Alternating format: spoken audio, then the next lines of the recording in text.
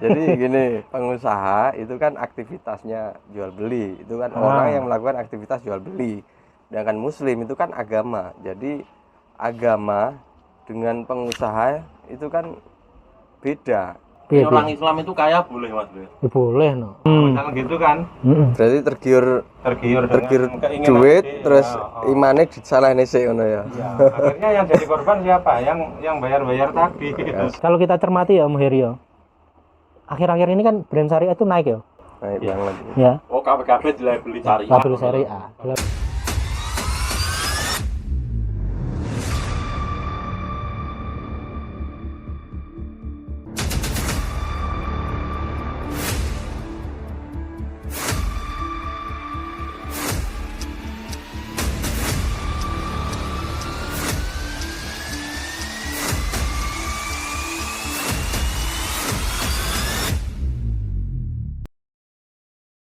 Assalamualaikum warahmatullahi wabarakatuh. Waalaikumsalam warahmatullahi wabarakatuh. Oke, jumpa lagi bersama teman ngobrol di Titik Terang Institute yang cemetot, cerdas, menginspirasi, dan otentik.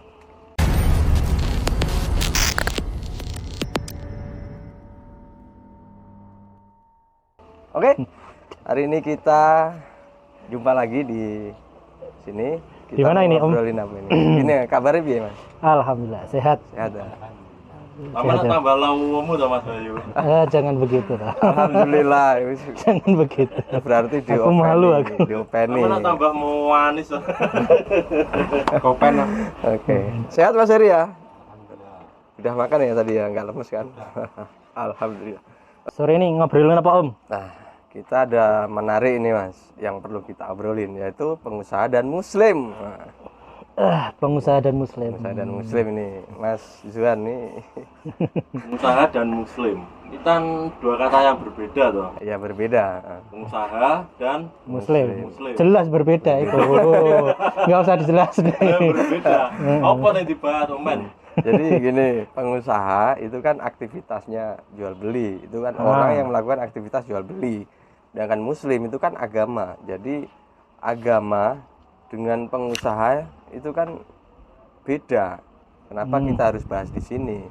Nah, Kan aktivitasnya kalau saya ngelihat itu beda. Kan kalau muslim itu kan itu sholat, zakat, puasa, itu ibadah kan lah ya. muslim ibadah. Kaitannya dengan ibadah. Kalau usaha, pengusaha, berarti kan nyari untung kan? Ya nyari untung, ada aktivitas jual belinya gitu loh. Gitu mau kita bahas. Berarti kan dua istilah itu kita jadikan satu itu ya. Jadikan satu. Pengusaha, Dan muslim. Muslim. Nyalik kuwi bagiannya Mas Bayu, ngewange. Pak Her. Boleh. boleh. Mantik Om. Boleh Mas, silakan. Ya, jadi ini ya menarik pembahasan pengusaha muslim. Jadi satu sisi Ya. dia sebagai pelaku usaha, satu sisi dia juga sebagai seorang muslim.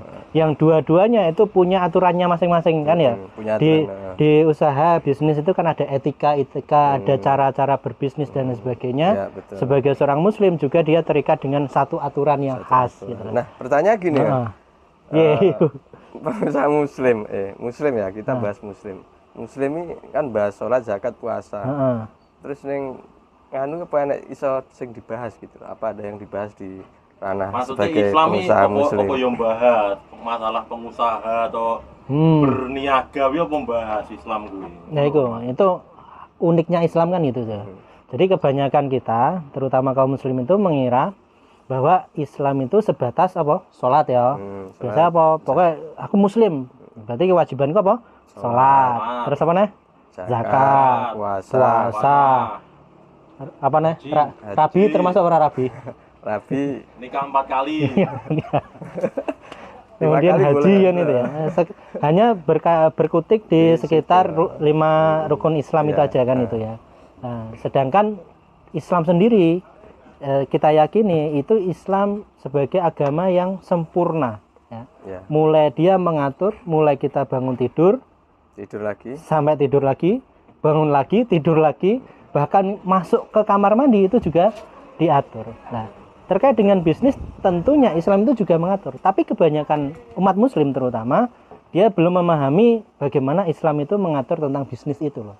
Nah, ini kan sesuatu yang menarik dan belum banyak yang membahas terkait dengan ini. Nah, makanya kita membahas ini kan, ini satu topik yang sangat menarik menurut saya, agar kita juga memahami bahwa Islam itu ternyata juga mengatur perkara-perkara yang mungkin dalam tanda kutip itu sifatnya apa? Duniawi ya, nyari untung dan lain sebagainya kan itu ya. Ternyata Islam ngatur itu. Ternyata Islam ngatur gitu. Karena memang banyakan orang di lingkungan saya juga kan gitu. Jadi wis dia rumangsa sholat jamaah di masjid 5 waktu. Dia kalau puasa ya sudah puasa, tapi banyak yang nggak tahu atau nggak mau belajar atau nggak mau terikat atau gimana ya, pas bisnis yang penting untung bicarane piye, yang penting untung. Nah, itu. Paling yang dipegang penting aku amanah mek ngono tok udah wis. Nah, itulah yang jadi persoalan. Bisa jadi pertama ya, faktornya itu bisa jadi memang mereka belum tahu. Yang kedua, bisa jadi sudah tahu tapi tidak mau mengamalkannya. Atau yang ketiga, memang dia tidak mau cari tahu kan itu. Ini jadi permasalahan juga gitu loh. Sehingga apa ya? Banyak sekali dari teman-teman kita sebagai seorang pengusaha itu ya usahanya besar ya, tapi tidak memperhatikan bagaimana caranya menjalankan usahanya. Modalnya dari mana ya toh? Nah, banyak sekali usaha-usaha yang di sana berkembang besar ternyata modalnya riba misalnya, itu salah satu contoh aja kan itu, dan masih banyak lagi. Nah, ternyata di Islam itu ngatur secara detail itu semua, mulai dari modalnya itu seperti apa, kemudian apa lagi dari prosesnya itu seperti apa, yang dijual nah, produknya apa yang dijual, kemudian nah akad-akadnya Om Heri ya, Om Heri ini yang sudah mendalami itu Om Heri. Biar ceritanya Om. Beliau kan seorang properti ya, pengusaha properti. Pengusaha properti. Ini apalagi properti itu ya. Masih belum. Oh, mau mendalami. Mau jadi aku takut Mas. Selulup ya. Kan nenek tahu pengusaha, muslim. Terus sing dijual itu produknya halal. Atau terus bermanfaat bagi orang banyak. Jadi karyawannya itu banyak gitu. Tapi modalnya riba, masa nggak boleh? Ya harusnya kan nggak seperti itu ya. Jadi itulah pentingnya kita memahami ilmu itu tadi. Muslim sebagai pengusaha muslim, aturan-aturan seperti itu sebenarnya wajib apa enggak gitu. Sebelum kita belajar, engko kadang ide belajar ngono kuwi engko ora wajib tibae mubah. Ora wajib apa nih? Ora wajib aturane. Aturane. Kaya apa jenenge aku ning ndi ning negara sebelah iki ngono. Jadi iki koyo dolanmu nang ndi to? Kok zakat iki enggak wajib, Pak. Sing wajib pajak kok ya. Heeh. Temen ngerti? Ngerti ya. Minggu tibae koyo ngono, kadang ade ndake belajar sinau kesana kemari kan, habis dana, habis waktu gitu tibae enggak wajib piye. Ya. Dalam Islam ini lebih mendasar lagi ya. Kita jadi pengusaha itu pilihan kan ya? Iya. Ya, berarti kan itu berdasarkan kesadaran kita.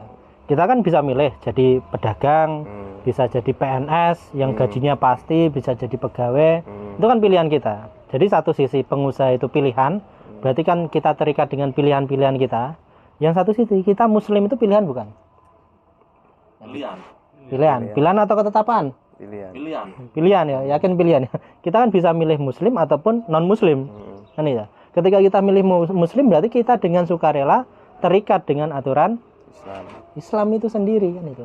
Jadi usaha itu ada aturannya, muslim sebagai muslim juga ada aturannya. Nah, ini kalau digabung, kita statusnya sebagai muslim sekaligus pengusaha, otomatis kita menjadi pengusaha muslim yang itu terikat dengan aturan yang khas kan itu.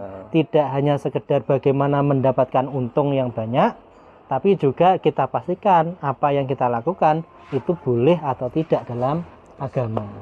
Nah, terkait dengan riba, nah itu kan sudah jelas hukumnya kan itu ya. Meskipun produknya halal, tapi modalnya dari bank, otomatis ya itu sesuatu yang dilarang oleh agama. Nah, maka ini loh, bisnis itu kan kompleks ya teman-teman. Nah, teman-teman semua kan ya wis berkutat di bisnis kan udah sekian tahun kan itu ya. Atau lahir procot bisnis langsung kan nggak ngerti ya. Atau diperjualbelikan. Enggak ya. Jadi objek jual beli. Jadi objek jual beli jangan-jangan. Nah, jadi bisnis itu kan ya mulai dari modal gitu ya. Ada modal, ada bagaimana produk yang kita jual itu seperti apa, prosesnya bisnis itu seperti apa, hingga produk nantinya penjualnya seperti apa, marketingnya seperti apa, itu kan bagian dari bisnis yang tidak bisa dipisah-pisahkan gitu loh. Maka kalau kita menjadi pengusaha muslim, kita pastikan semua komponen itu tadi itu dalam koridor hukum yang diatur oleh sang pencipta gitu loh. Jadi ya bukannya ribet ya sebetulnya ya. Sajane nggak ribet loh. Lebih ribet lagi ketika kita membuat aturan sendiri sebenarnya. Kita tinggal menerapkan, menyinau tok, mempelajari tok, dipraktek nih. Terus saiki malah wong-wong gak aturan dhewe, wis ngerti kita itu akalnya terbatas ya tinggal belajar nyapo bikin aturan sendiri kan malah ribet. Ya menungso ngene lho Mas. Menungso. Dikae aturan sing lebih sempurna apa panggah kurang ae. Nah, jadi kan anu to Mas, berarti sampai nek kan wis sesuai teori to. Tapi faktane kuwi enek anu Mas, enek travel umroh. Ya. Sing iki niate apik, ngumrohne wong, to. Lah tapi nyatane danane umroh dikorupsi 4 miliar. Dan itu sing gare aku pegel. Hukumannya mek 3 tahun, Bos. Carane ngono aku ya korupsi ae metu-metu pangga sugih. Paling kilong mek 100.000. 100.000. Oh no, Pak depositone no duwe. Wis piye menurut sampean? Menurut tapi bener apa salah kira-kira? Ya salah, tapi salah. Dia pengusaha. Baru kan muslim ngono loh. Nah, itu jadi permasalahan kita kan itu ya. Jadi brandnya muslim tapi ternyata mengecewakan banget kan itu ya. Akeh enggak Om Heri ngono ya Om? Ya itu mungkin karena godaan itu tadi. Karena kan melihat uang banyak itu kan seorang misalkan bagi seorang pengusaha yang baru mungkin uangnya banyak, mungkin tergiur gitu ya. Tergiur. Pengen apa sih misalkan aku tuku mobil sih, misalkan gitu kan. Berarti tergiur duit terus imane disalahne sik ngono ya. Iya, akhirnya yang jadi korban siapa? Yang bayar-bayar tadi. Kasihan ya sakne. Ya, jadi betul itu. Jadi orientasinya meskipun dia labelnya pengusaha muslim, tapi kalau orientasinya hanya duit kan itu. Orientasinya itu adalah dipokoknya untung. Nah, itu yang jadi masalah. Berarti kan sebetulnya dia belum menjadi seorang pengusaha muslim yang sesungguhnya. Karena bagi seorang pengusaha muslim bukan hanya sekedar untung ya dalam bisnis itu. Apalagi korupsi, apalagi ngapusi itu tadi ya udah dari bisnis biasa pun itu sudah menyalahi etika. Benar nggak? Sampai bagi pengusaha kemudian nipu pelanggan jenengan sampean. Nah, itu kan juga nyalahi etika kan. Wes enggak bener kan itu ya. Delok-delok Mas. Piye delok piye? Nek sithik gak bener. Nah, kayak bener. Nah, kayak bener. Terus lek wis ngono kuwi ya toh, sing diperbaiki apa kira-kira? Ya. Jadi yang diperbaiki yang pertama ya mental itu tadi ya. Jadi kita harus nyadari, kita jadi muslim itu kan tadi pilihan kita. Berarti kita terikat dengan aturan-aturan itu. Sehingga ketika kita milih jadi pengusaha pun ya kita pastikan kan itu. Landasannya apa? Landasannya adalah keimanan kita pada Allah Subhanahu wa taala. Itu kuncinya. Iman takwa itu kuncinya. Nah, dengan iman takwa itulah yang akan menjadi apa? Penghalang ya. Jadi apa? Benteng bagi kita untuk tidak melakukan hal-hal yang demikian. Nipu pelanggane, apa nih? Ya, asusila dan lain sebagainya yang bisa itu merugikan banyak orang. Itu benteng pertama keimanan kan itu. Keimanan takwa dia sebagai muslim maupun sebagai seorang pengusaha itu mengikat dia untuk tidak melakukan hal-hal yang demikian. Nah, itu benteng yang kuat menurut saya itu loh. Jadi tidak hanya bagaimana dia mendapatkan keuntungan, tapi dengan caranya dia berusaha itu tadi, dia juga mendapatkan nilai ruhiyah. Nilai apa ya? Nilai ibadah lah, dapatkan pahala gitu. Karena dia pengen taat pada Allah. Nah, itu menarik itu Om ya. Dan memang banyak ya saya kira yang dia brandnya muslim, brandnya syariah misalnya, bahkan bank juga ada brandnya syariah. Tapi memang banyak ya apa syariah Islam itu dipakai namanya tapi dalam prakteknya mereka banyak meninggalkan gitu. Betul. Ya, kan kalau kita cermati ya Om Herio. Akhir-akhir ini kan brand syariah itu naik ya. Naik banget. Ya. Oh, kabeh dilabeli syariah. Label syariah. Label syariah. Karena apa? Melihat pangsa pasarnya itu terbuka lebar. Ya. Jadi segmen pasarnya itu potensial sekali untuk apa istilahnya dengan brand itu. Ya. Maka bank ada bank syariah. Kemudian apa lagi? Properti syariah ya Om ya. properti syariah. Terus ada lagi apa? Warung syariah, halalisius, Dan lain sebagainya. Homestay Syariah betul. Geso syariah dan lain sebagainya, hotel syariah. Nah, itu mereka memang membaca pasar potensi bagi kaum muslimin dengan label syariah itu sangat potensial untuk dijadikan cuan gitu ya. Itu loh Om. Ya mergone ning Indonesia wi kan akeh anu to, akeh penduduknya kan akeh muslim. Paling 80% Ya. Nah, tapi kok kenyataannya kok pengusaha gue akeh sing melarat. Oh, piye? Rugi berarti. Usaha kasih melarat. Ya jenenge usaha kan ya ana untung ana rugine to ya. Nah, sampean piye Om Zuan? Om Zuan. Om Mendi. Sampean ana pengalaman enggak itu? Kan menarik iki. Jadi lagi ngetren ya bisnis-bisnis syariah itu ya. Om Heri juga berkecimpung di sana toh? Ya, berkecimpung di bisnis syariah. Nah, sebenarnya apa sih yang ditawarkan dengan syariah itu? Syariah mungkin enggak ini ya, enggak keterkaitan antara rezekinya dengan status dia sebagai muslim. Itu mungkin enggak. Itu yang perlu dipertanyakan kan sebenarnya bagaimana cara dia pengusaha itu bisa mendirikan usahanya, mendirikan bisnisnya itu sesuai dengan syariat Islam, karena memang rezeki itu sudah takarannya sing kuasa mungkin gitu ya. Jadi yang perlu diperhatikan sebagai pengusaha itu bukan goalnya ke profit karena ada sesuatu yang harus dibenahi juga dari segi cara-caranya gitu kan. Jadi kalau cara-caranya mungkin kok kita semakin menjalankan aturannya sing kuwasa kok semakin sulit ya, karena memang kita hidupnya enggak di aturan yang Islam gitu. Tapi untuk rezeki itu bagian sing kuwasa yang ngatur gitu. Orang Islam itu kaya boleh Mas? Ya, boleh no. Om Heri piye? Boleh ora orang Islam kaya? Jadi pengusaha itu sekarang itu masih berpikir cara menjalankan bisnis itu masih konvensional. Jadi kalau mau yang syariah itu yang memang harus ada syarat-syarat yang harus dipenuhi, harus ngaji dulu lah gitu. Bagaimana berbisnis itu sesuai dengan syariat. Harus belajar lah. Harus belajar dulu. Nah, sekarang kan susah gini ya. Pak Umar bin Khattab itu aja orang mau jual berdagang ke Makkah itu diusir semua itu.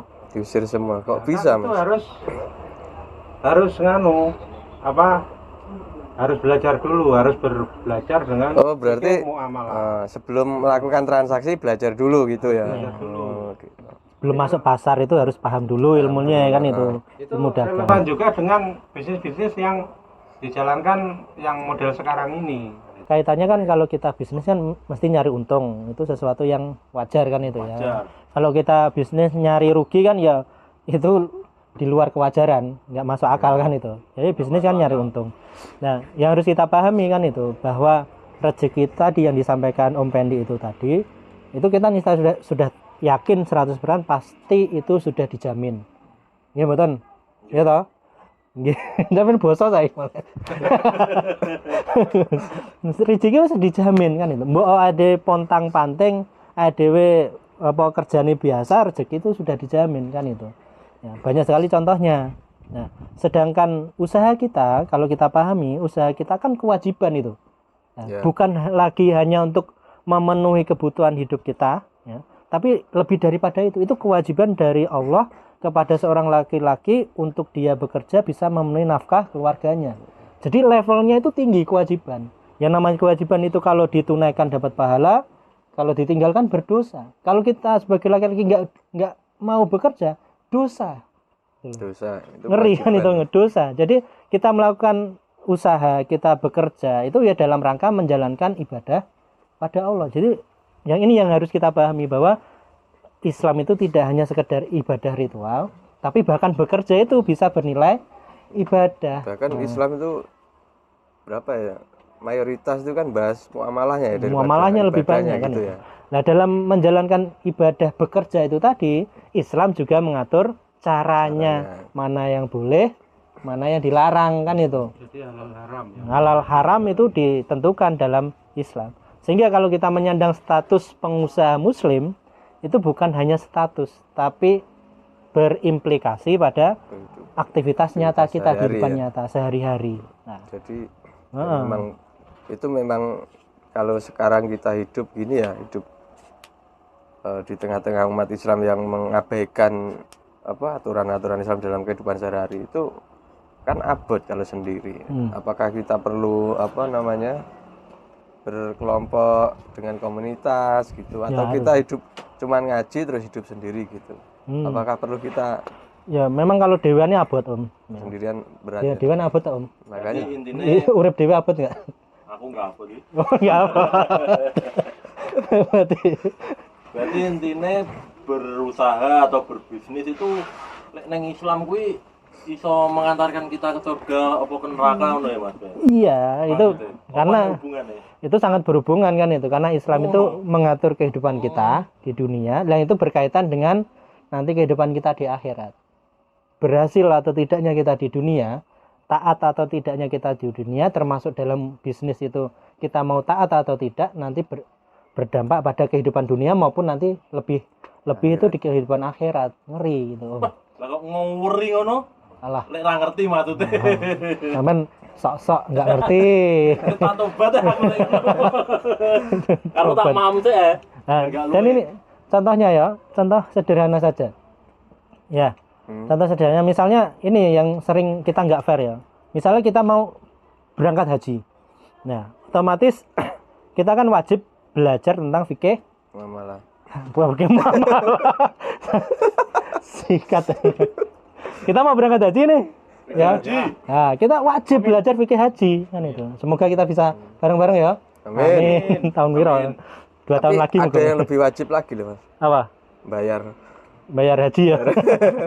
Ya, misalnya kita sudah punya duit, kita mau berangkat haji, maka kita kan wajib belajar tentang fikih haji. Lah, dengan kehidupan kita sehari-hari yang identik dengan jual beli, identik dengan bisnis, itu kan yang sudah kita alami setiap hari. Kenapa kita nggak mau belajar tentang fikih jual beli, tidak mau belajar tentang fikih muamalah? Padahal itu sudah kita lakukan setiap hari. Kan harusnya fair gitu loh. Kalau kita mau berangkat haji, kita belajar fikih haji.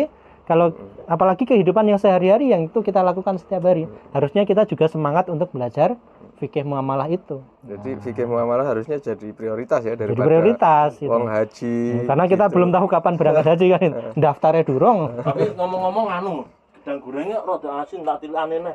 Lah kuwi entek Mas. Encane kok turu lho Mary rong dikai. Oh iya. Gitu Om.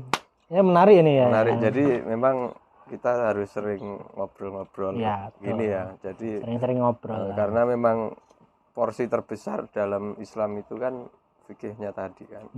Fikihnya tadi memang harus kita sering ngumpul dengan mungkin ada teman yang bisa jadi guru kita, atau ada tetangga yang mungkin lebih paham dengan kita ngajak ngumpul untuk saling menguatkan, saling mengingatkan. Karena banyak mungkin kalau saya ngelihat sekarang ini ilmu bisnis yang bahas tentang bisnisnya itu sudah banyak, ya kan? Tapi bahas gedang goreng ora enak. Kok gedang goreng bahas fikih muamalah itu sulit. Bahkan saya nanya ke beberapa kiai-kiai, kalau saya nanya terkait dengan aturan Islam dalam bisnis terutama ya, mereka itu banyak yang nggak ngerti gitu loh. Ada statusnya mereka sebagai kiai. Itu memang sesuatu yang terlepas dari umat Islam. Ada sesuatu yang hilang dari Islam kita, sebagai kita mayoritas banyak yang meninggalkan ya. Banyak yang meninggalkan Islam yang diambil zakat, puasa, pajak. Kok pajak? Zakat, puasa, sholat ya. Haji yang di duit yang bisa. Jadi miris sekali ya. Jadi sekarang itu memfasilitasi itu enggak? Ya insya Allah ada. Kita bikin event-event 2 mingguan. Kita bahas fikih muamalah dan lain sebagainya. Intinya kita juga di situ membangun komunitas sesama muslim, yuk kita belajar bareng gitu. Jadi ada saling mengedukasi apa yang mungkin ada yang lebih ke ilmu bisnis, kita belajar ke situ. Mungkin ada yang paham ilmu muamalah, itu kita bisa belajar di situ. Mungkin seperti itu ya. Menarik sekali obrolan hari ini. Siap. Dan kita nggak cukup hari ini ya. Nggak cukup. Kita Nanti detailnya jual beli itu seperti apa dalam Islam itu kan perlu belajar ya. Perlu belajar. Sampai wes jual beli wes melajari durung? belum. Tapi sudah jual beli tapi. Sudah. Apa yang dijual belikan? Oke, obrolan ini menarik sekali ya, teman-teman. Saksikan terus videonya yang akan datang, akan bahas detail-detail terkait apa yang kita sepil-sepil kulitnya. Nanti detailnya akan kita pelajari offline maupun nanti tayang di video selanjutnya. Terima kasih yang belum subscribe, di subscribe. Teman ngobrol di channelnya Titik Terang Institute. Sampai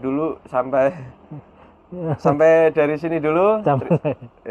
Sampai ketemu. Sampai ketemu di video selanjutnya. Terima kasih. Wassalamualaikum warahmatullahi wabarakatuh. Waalaikumsalam warahmatullahi wabarakatuh.